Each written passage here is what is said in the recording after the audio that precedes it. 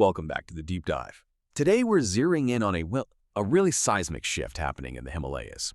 We're talking about Nepal's high-stakes pivot of its entire multi-billion-dollar ecotourism sector. It's a dramatic move away from its identity as, this global hub for accessible adventure. And it's toward this aspirational, high-value, low-volume model. A strategy some are calling, maybe a bit ominously, the Bhutanization of Nepal. Our mission today is pretty critical for anyone tracking these destination economies. We need to get past the headlines and really understand the economic architecture here. What are the specific policies driving this? And what are the risks, the big risks, in swapping out that vibrant, chaotic backpacker economy for a new model? It's a profound strategic decision. I mean, you're fundamentally trying to restructure an entire national economic ecosystem that was built on accessibility. The government is making a huge wager here. They're betting that if they sacrifice a large volume of budget travelers, they'll unlock greater revenue and, lessen the environmental strain. But as analysts, we have to look past the desired outcome and really assess the mechanisms. And the main policy levers are, well, they're pretty clear. First, there's a blanket mandate. A licensed guide is now required for all foreign trekkers. That was implemented very quickly on April 1st, 2023, and that's coupled with a sharp increase in various permit fees, like the TIMS card. So the core question is, are these the right mechanisms to get to high value, or are they just mechanisms of exclusion? That really is the crux of it. So focusing on those rules, how quickly did the market react? I mean, did the backpackers just vanish overnight? The reaction was immediate, absolutely immediate. Because the policy functions as this incredibly powerful, non-negotiable market filter. You have to remember, for decades, Brand Nepal was built on this idea. The idea that anyone with a good pair of boots and a map could affordably experience the Himalayas. The free independent traveler, the FIT. Exactly, the FIT. That's who built the industry. And this mandatory guide rule is, well, it's specifically engineering that exact person out of the market. So it's not just an added cost. It completely changes the structure of the trip itself. It does. The effect is simple, but economically devastating for that whole budget segment. It just dramatically raises the minimum floor price of trekking. A trek that an independent traveler might have budgeted at, say, $30 to $40 a day. Just for basic food and lodging. Right.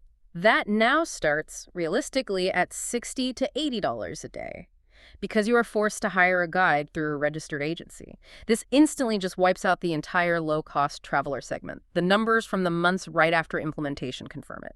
A huge drop. And if we follow that money trail, there must be a massive, immediate shift in who is benefiting from that tourist spending. That's the critical economic consequence, yes. The spending is channeled away from the decentralized, grassroots rural economy. We're talking about the thousands of tea house owners, the independent porters. The small family-run lodges, the absolute backbone of that economy for decades. That entire revenue stream is now being abruptly centralized. It's being forced to flow towards larger registered trekking agencies. Which are mostly based in the cities, right? Kathmandu or Pokhara. Exactly. So this policy is creating a kind of forced consolidation in the market, often benefiting agencies that are already established. And this centralization, this leads directly to a concern flagged in the sources, the cartelization risk. Can you explain what that means for, say, the small independent guides? The risk is structural. The policy gives this immense new market power to a pretty finite number of agencies. When access to a mandatory service, the guide is controlled by a limited number of players, the market becomes ripe for, price fixing, standardized services. It just stifles competition. Think about the independent guide. This person is the classic tourism entrepreneur. They built their business over years through word of mouth. From backpackers, I assume. Yes, but under this new system, they are structurally disadvantaged. They can't freelance anymore. They're forced to become a wage-earning employee of a bigger agency. That whole entrepreneurial dynamism at the grassroots level, that's what's being suffocated. We're seeing entrepreneurs downgraded into employees. And for lower wages, with the agency in Kathmandu taking a big cut. A very significant chunk, yes. It's a huge shift in the labor architecture of the whole sector. Okay, let's pivot to the motivation here, because this is clearly aspirational. To understand the drive, we have to look at the magnetic pole of the Bhutan model. What exactly are policymakers in Nepal chasing? They are chasing the Bhutanese paradigm, for sure.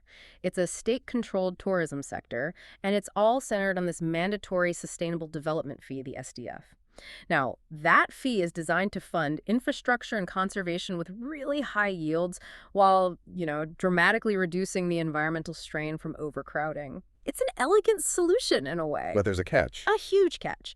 And it brings us to a fundamental economic principle: price elasticity of demand. We have to look at how sensitive each country's customer base is to price changes. This is where the whole strategy could fall apart for Nepal. And this is where the two countries just completely diverge, right? Down to their core customer. Precisely. Bhutan's clientele is generally older, wealthier. They have what we call highly inelastic demand. For them, a $200 a day fee is a mark of exclusivity. It's not a deterrent. If the price goes up, they still go. But Nepal's core volume market, those 20 to 35-year-old backpackers, they have highly elastic demand. Meaning a price change has a huge effect on their decision. A massive effect. For them, that mandatory guide fee, adding $500 to a trip, that's not a minor hurdle. It is a deal breaker. They won't just upgrade their budget. They'll pivot immediately to somewhere else. The Indian Himalayas, Southeast Asia, maybe the Andes. So the risk isn't just about losing the backpackers. It's a huge bet that this value market, the wealthy segment, will just materialize to offset that loss. And that's the thing. There are already high-end travelers in Nepal, of course, but they were already using specialized agencies. This policy doesn't really capture new high-end tourists. It just risks alienating the low-end volume that provides that baseline economic stability for so many communities. The fundamental error, as the source material points out, is that they're putting the pricing cart before the infrastructure horse. I like that phrase. It's a good one. Because building a luxury brand requires so much more than just high fees. It requires investment in high-value infrastructure, standardized safety, reliable sanitation, world-class service, reliable heating in high-altitude lodges. If you raise prices without delivering that experience, you alienate the market you have without successfully capturing the new one you want. And the result is a net decrease in total tourism revenue. And deep economic distress in those rural communities that depend on volume. Let's connect this to the bigger picture. The source argues Nepal is too big for Bhutan, too wild for Switzerland. Why is a uniform one-size-fits-all policy so strategically flawed for Nepal specifically? Because Nepal's greatest strength is its sprawling scale and its diversity. And that's just fundamentally incompatible with the kind of boutique-controlled models they're trying to copy. I mean, just look at the operational realities. Bhutan is small, it's contained, it channels everyone through one international airport. That gives the government near total control. Nepal is vast. It's wonderfully porous. We have multiple international airports, countless land borders, and a private sector of thousands of chaotic, competitive small businesses. So imposing one monolithic policy across that entire geography must be incredibly difficult to even enforce. It is, and it's ill-suited for the very different needs of different regions. Everest, where capacity is strained, has different needs than, say, an emerging trail in Kanchenjunga that desperately needs independent travelers just to build a basic local economy. And the Switzerland comparison, that provides the other half of the paradox, right? Why can't Nepal just aim to be a high-price, high-quality mountain destination? Because Switzerland sells safety and predictability. Their brand promise is convenience and reliability. Impeccable infrastructure. Exactly. Nepal's brand promise is the complete opposite. Our value proposition is the raw thrill of the unknown, accessible adventure, the authenticity of a rugged trail. Trying to be a chic Switzerland just dilutes that core brand identity. We sell adventure, not convenience. The problem is that the new pricing policy assumes the infrastructure for a premium adventure experience is already in place, and it's often not. So what's the lazy analytical trap the government seems to have fallen into here? It's an obsession with a single, simplified metric: yield per tourist. They see Bhutan's high number and they just aim for that across the board. But the hard truth is that Nepal's greatest strategic asset isn't high pricing. It's the diversity of its offerings, its price points, its geography. Treating the entire country as one uniform trekking product is a massive missed opportunity. Okay, so the source doesn't just critique. It offers a forward-looking strategy, a hybrid model. If uniform exclusion is the wrong path, what should the government be focusing on? The highest sustainable ROI is in optimizing yield per region. You have to design a system that intelligently extracts value from different zones based on what they can handle. You need different rules for different products. The proposal breaks the country into 3 distinct zones. Let's start with the big ones, the Premier Zone. The Premier Zone. This is places like the core Everest and Annapurna Sanctuary regions. Here, you absolutely focus on the high-end market. You implement high permit fees, you make experienced guides mandatory, but you pair it with strict quality control. You incentivize real investment in luxury lodges, waste management, strict environmental standards. You market these as premium products.